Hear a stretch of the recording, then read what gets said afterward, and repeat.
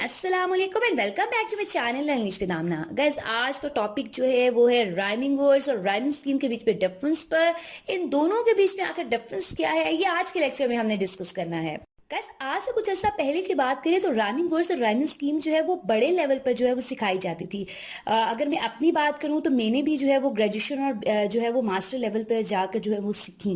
अब अगर आप प्राइमरी लेवल की बात करें तो प्राइमरी लेवल पर जो है वो इंग्लिश की बुक्स में आप देखें, कैम्ब्रिज की बुक उठा के देख लें, ऑक्सफोर्ड की उठा के देख लें, तो वहां पर राइमिंग स्कीम और राइमिंग वर्ड्स का बड़ा अच्छा कॉन्सेप्ट दिया हुआ है।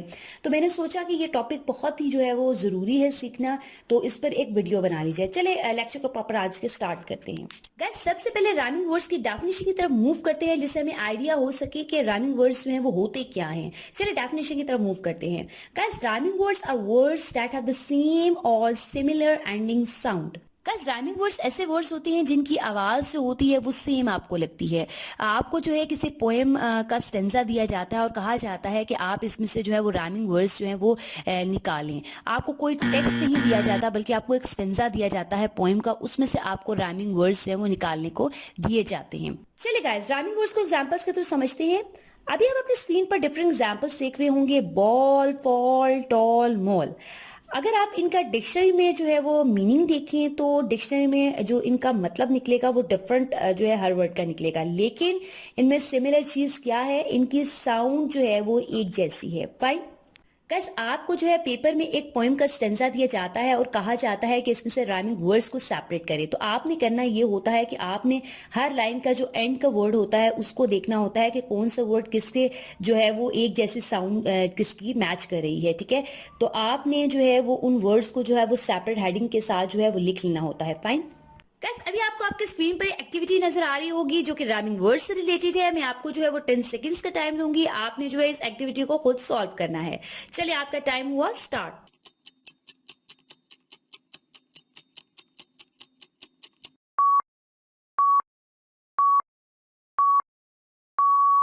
चलें जी, टाइम हो गया ओवर। आप जो है अपनी स्क्रीन पर जो है वो देख सकते हैं आंसर्स।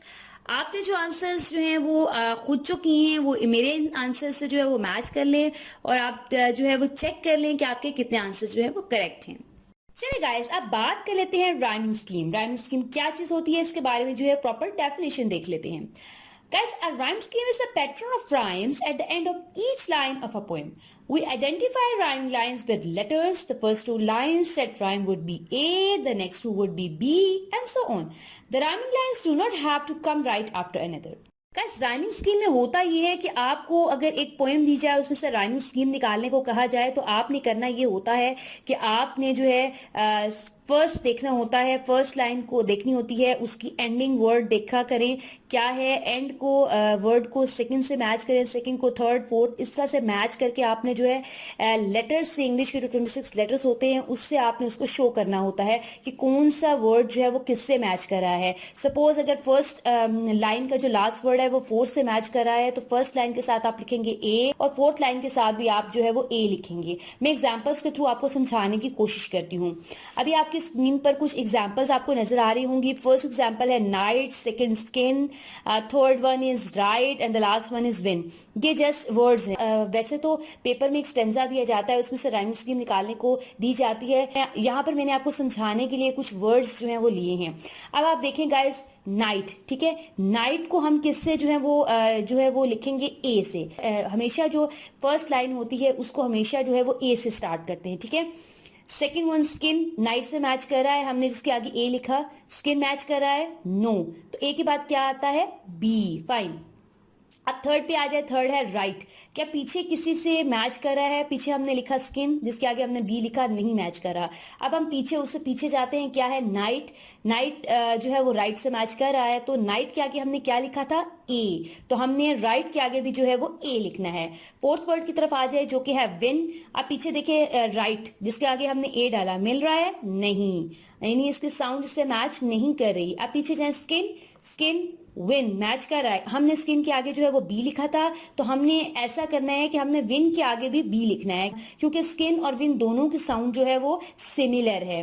फाइन। गाइस अभी आप अपनी स्क्रीन पर एक फेमस पोएम देख रहे होंगे जो कि जैक एंड जिल के बारे में है। इस पोएम के थ्रू जो है मैं आपको राइमिंग स्कीम आज समझाने की कोशिश करूंगी। सबसे पहले पोएम को जो है वो पढ़ लेते हैं एक दफा। Jack and Jill went up the hill to fetch a pail of water. Jack fell down and broke his crown, and Jill came tumbling after. Up Jack got, and home did trot, as fast as he could caper, to old Dame Dog, who patched his knob with vinegar and brown paper. Guys, अभी आपने जो है वो देखा, मैंने poem को पढ़ा। मेरा टॉपिक जो है वो राइमिंग स्कीम है, तो मैं आपको इस पोएम के थ्रू जो है वो राइमिंग स्कीम जो है वो सिखाऊंगी। गाइस सबसे पहले अगर आपको कोई स्टेंजा दिया जाए किसी पोएम का पेपर में, तो आपने करना ये होता है सबसे पहले लास्ट वर्ड जो है वो देखा करें। ठीक है, लास्ट वर्ड हमारे पास फर्स्ट लाइन में है हिल। सबसे पहले जब हम राइमिंग स्कीम स्टार्ट करते हैं तो एबीसी के लेटर्स जो होते हैं, जो ए से जी तक होते हैं, 26 लेटर्स होते हैं, उनमें से जो फर्स्ट वन होता है वो ए होता है। तो फर्स्ट लाइन को हमेशा हम ए से डिनोट करते हैं। ठीक है, नेक्स्ट वर्ड देखिए क्या है, वाटर। अब आप पीछे बैक पे देखिए, क्या वाटर हिल से मैच कर रहा है? नो। तो ए के बाद क्या आता है? बी। आफ्टर वाटर क्या वर्ड है? थर्ड लाइन पे लास्ट वर्ड क्राउन। क्या वाटर से मिल रहा है? ये आवाज इसकी क्राउन की मिल रही है? नहीं। हिल से नहीं। तो after B what comes? C. Fine. अब क्राउन के बाद जो है हमारे पास वर्ड है आफ्टर। क्या आफ्टर क्राउन से मैच कर रहा है, जिसके आगे हमने सी लिखा? नहीं। क्राउन से पीछे चले जाए, वाटर। वाटर से मैच कर रहा है? यस, कर रहा है। वाटर के आगे हमने जो लेटर लिखा वो है बी। तो आफ्टर के आगे हम क्या लिखेंगे? बी, क्योंकि वाटर और आफ्टर जो है दोनों सेम साउंड है। ठीक है, तो हमने बी लिख दिया। आफ्टर वाटर क्या है? ट्रॉट। ट्रॉट जो है वो किसी पीछे से मैच कर रहा है, आफ्टर से इसकी जो है वो आवाज मैच करी है? नहीं। क्राउन से नहीं, वाटर से नहीं, हिल से नहीं, इसकी अपनी साउंड है। तो ट्रॉट को हम आगे लिखेंगे, क्योंकि हमने सी तक जो है हमने लेटर्स जो है वो लिखे हैं, तो सी के बाद हम लिखेंगे ट्रॉट के आगे डी।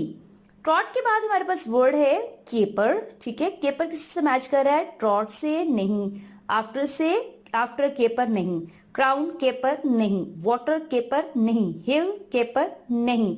तो हमने कहां तक जो है वो लेटर्स लिखे हैं? डी तक। तो after D what comes? E.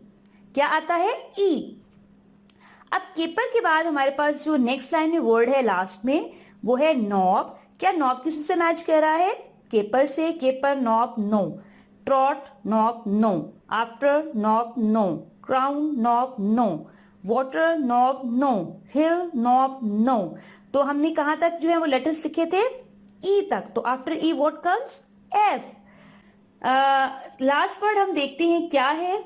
Last line में हमारे पास जो वर्ड है वो है पेपर। क्या पेपर किससे मैच कर रहा है? नॉब से। नो।